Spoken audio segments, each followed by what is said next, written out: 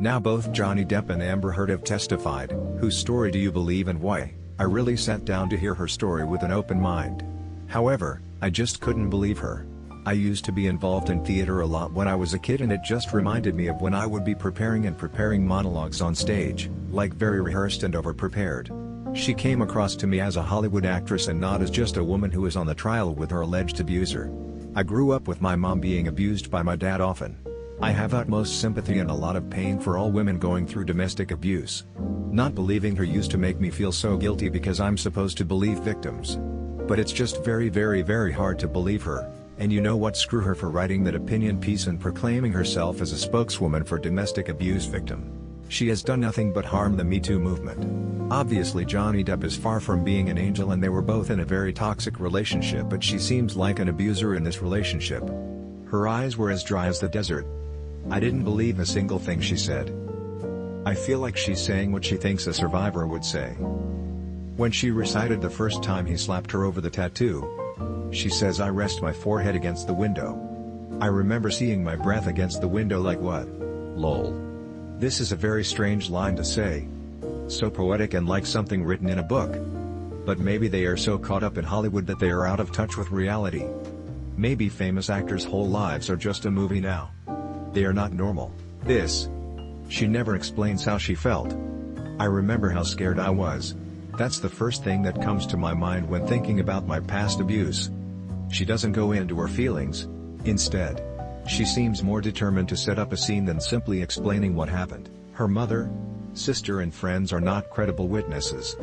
The mere fact that after walking on broken glass, being held by throat, being raped, thrashed, beaten up in whichever way possible, she never needed any medical attention and was perfectly fine to attend premieres, talk shows, travel, galas, you name it, literally the next day, goes to show what a fraud this excuse for a woman and human is.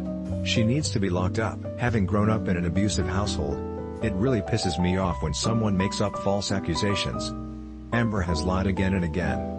The abuser I see here is her. May she rot in hell. The disservice Amber does to real victims is irreparable. Johnny Depp. Amber saw multiple medical professionals who are mandated reporters who didn't report anything. The 4 police officers who came to the apartment saw no evidence to the point where they didn't even file police reports. The house manager in Australia testified to seeing a chunk of marble missing from the bar top where Johnny says Amber smashed his finger. Many people saw her after alleged incidents and said she wasn't bruised. The person who recorded so much of the relationship never got audio of him actually hitting her. She reports such intense violence, but the photos show very small bruises. She is extremely pale. How are these things not showing up?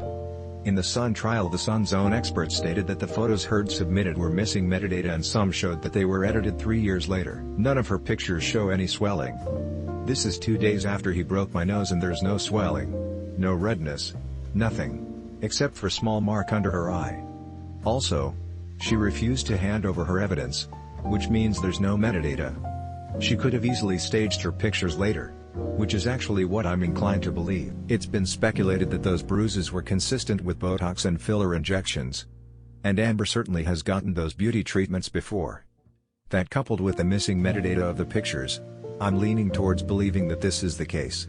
When I just got to US for college, I had a host family.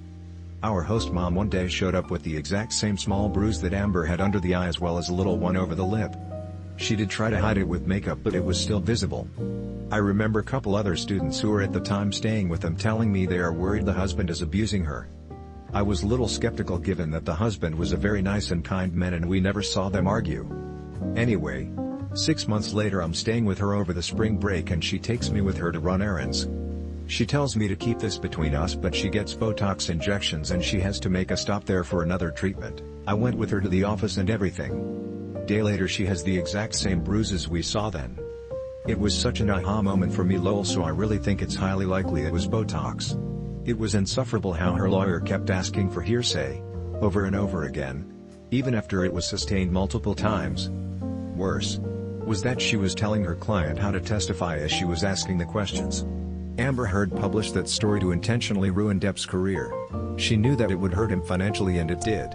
Couple that with her terrible personality, selfishness and mental illness and you find motivation to falsify and exaggerate her stories. And she pooped in their bed. They clearly were both toxic to each other, but Amber was far worse. I believe Johnny because he has a jar of dirt and Amber doesn't. Amber gave Depp a jar of dirt on his bed. Johnny Depp, Amber, unfortunately, has a documented track record of grossly over-exaggerating and falsifying events. So it's impossible to tell where the truth stops and the story starts with her. Couple that with her diagnosed mental disorders, I think it's pretty clear that woman needs deep, intensive therapy and likely an adult homeschool for social skill coaching and rehabilitation. The people caught in her wake have suffered significantly, though fortunately, no one really sticks around her for very long before they get out of Dodge. I'm not sure he's going to win. There's a recording of him saying he headbutted her in the forehead, texts from him apologizing for kicking her, and a lot of evidence that he had substance abuse issues that lead to him being angry and out of control. He called himself the monster when that happened, for goodness sake. It doesn't look good, and it lines up with her testimony of the Jekyll/Hyde pattern he had. He seems abusive. She does too, but now I'm not sure if it was reactive to his. Altogether a very sad tale. That's not completely accurate. The recording didn't have him saying "I headbutted you." He said something to the effect of "my head hit your forehead, not your nose," when he bear hugged her to stop her from hitting him again and she was struggling. The text apologizing never mentioned him kicking her at all. In fact, it was rather vague as to what he was apologizing for.